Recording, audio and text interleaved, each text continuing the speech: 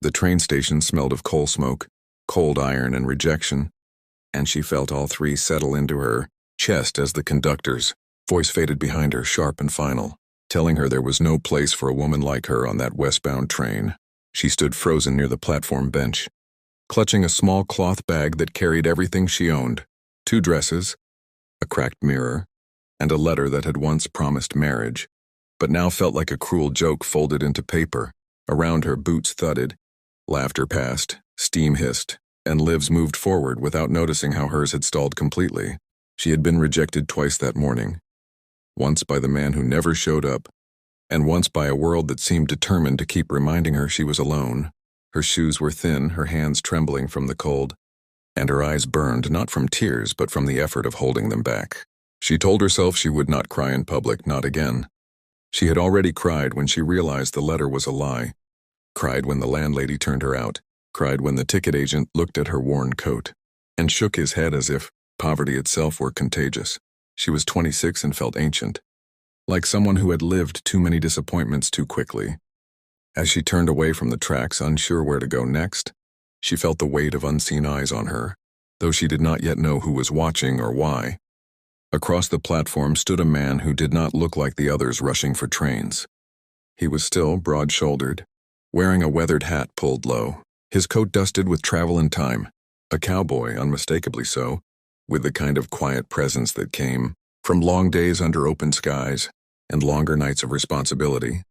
He had arrived with 2 children earlier that morning, twins, no more than 6, who now sat beside him on a wooden bench, legs swinging, boots mismatched, faces smudged with dust and impatience. They were good children, too good, the kind who had learned early not to make trouble because trouble already lived with them. He had been watching the woman since the conductor turned her away, not out of curiosity but recognition. He knew that look. He had seen it in mirrors, in graves, in the silence of his own house after his wife died. The look of someone being quietly erased. The woman started to walk, then stopped, unsure which direction even mattered anymore. She considered sitting on the bench, but pride stopped her. Pride had been all she had left when everything else was taken. She hugged her bag closer and stared down the road beyond the station, wondering how far she could walk before her feet gave out, before hunger won, before hope finally did. That was when she heard Boots approach, slow and deliberate, not rushed like everyone else's. She did not look up at first. People had learned to pass her by. She had learned to let them. The man stopped a respectful distance away, not too close, not threatening. His shadow fell across the ground beside hers, steady, grounded. Still she did not look. She expected another question she couldn't answer, another judgment she didn't deserve. Then he spoke, and his voice was low, almost hesitant, as if the words themselves carried weight. He didn't start with pity or demand. He didn't ask where she was going or why she was alone. He simply said her name, the one written on the discarded letter, the one she thought only she remembered. That alone made her look up. Their eyes met, and in that moment she saw something she hadn't expected. Not desire, not condescension, but need, the kind of need that came from responsibility rather than loneliness. He explained himself plainly, without flourish. He told her his wife had died 2 winters ago, that the twins were his whole world, that he was not good with softness or gentleness or things that children required when the nights grew long and memories grew sharp. He told her he had come to the station to send them east to relatives who didn't truly want them but would take them anyway. He told her he had been standing there all morning trying to convince himself that was the right thing to do. The woman listened, unsure why he was telling her any of this, unsure why her heart was beating faster when she had sworn she was done hoping. Then he gestured toward the twins who had gone quiet, watching with the solemn curiosity only children possess. They need a mother, he said, not dramatically, not as a plea, but as a fact. And when I saw you standing there, being turned away like you didn't matter, I thought, maybe you need a place where you do. The station seemed to fall away around them, the noise dulling, the crowd blurring, until it felt like only the 3 of them and the 2 children existed in that moment. Fear surged through her first. Fear of being used again. Fear of another promise that would collapse under truth. Fear of trusting a stranger whose life she knew nothing about beyond loss and dust. She almost said no.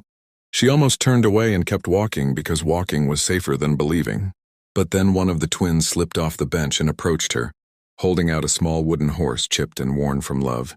"Pa says you look kind," the child said, voice soft but certain. That broke something open inside her, not because she believed she was kind, but because someone needed her to be.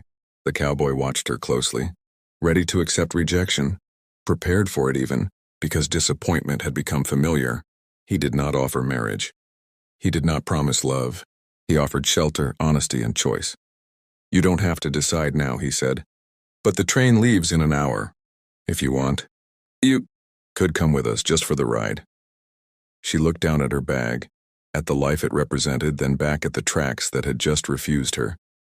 For the first time that day, the future did not feel like a closed door. It felt like a question, and as the steam of the next train rolled in, she realized something else too. Sometimes being rejected was not the end of the road, but the moment you were finally noticed by the right person. The ride away from the station felt unreal to her, as if she had stepped into someone else's life without fully meaning to. The landscape rolling past while the weight of her decision settled slowly, cautiously like snow on an open field. She sat across from the twins in the wagon, their eyes bright with curiosity, their questions gentle but endless, and she answered them honestly without offering promises she didn't yet understand. The cowboy drove in silence, respectful of her uncertainty, but every so often he glanced back, not to check on her obedience but her comfort.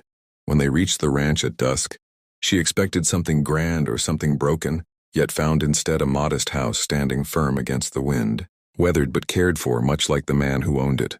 Inside, the home carried the quiet of absence, boots neatly lined, a shawl folded on a chair, the kind of order left behind when grief is still too heavy to disturb. The twins showed her their room with shy pride, 2 small beds side by side, and when night came, they hesitated at the doorway as if unsure whether comfort was still allowed in their lives. Without being asked, she sat between them and read aloud from an old book she barely remembered owning, her voice steady even as her heart trembled, and the children slept for the first time in months without crying. Days passed, then weeks, and slowly she stopped feeling like a guest and began feeling like someone who belonged. She learned the rhythm of the ranch, the way morning started before the sun and ended long after it set, the way responsibility lived quietly in every task. She cooked meals that filled the house with warmth again, stitched torn clothes with care, and listened when the twins spoke about their mother, never correcting their memories, never trying to replace what could not be replaced. The cowboy watched all of this with a mixture of gratitude and fear, afraid to hope too much, afraid to name what was growing between them. One evening, after a long storm trapped them indoors, the truth finally surfaced. She told him about the letter, the lie, the man who never came, and how close she had been to disappearing into a world that didn't care whether she survived or not. He listened without interruption, then confessed his own guilt, how he had almost sent his children away because he believed his grief made him unfit to keep them whole. They did not reach for each other then. They simply understood each other, and that understanding became the foundation of everything that followed. Trouble came, as it always does. A relative of the twins arrived, demanding custody, questioning her presence, calling her temporary, disposable, unnecessary. For the first time, fear returned, sharp and familiar, but this time she did not stand alone. The cowboy spoke with a firmness she had never heard before, defending not just his children but her place beside them. And when the twins clung to her skirt and called her home, the argument ended not with anger but truth. She realized then that motherhood was not something granted by blood or ceremony, but earned through staying when it would be easier to leave. Winter returned, but the house was warmer. Laughter replaced silence. Love arrived quietly without dramatic confessions, growing in shared work, shared loss, shared mornings. One night, standing under a sky full of stars, the cowboy finally spoke the words he had been carrying since the station. Not a demand, not a rescue, but a choice. He asked her to stay, not because the twins needed a mother anymore, but because he needed a partner, and she deserved a future that didn't end at a train platform. She said yes, not because she was afraid of leaving, but because she wanted to remain. And somewhere far behind them, the station that once rejected her faded into nothing more than the place where her life truly began. If you enjoyed this emotional story, don't forget to subscribe to the channel for more powerful tales of love, loss, and second chances. Your support helps keep these stories alive. Subscribe now and stay with us.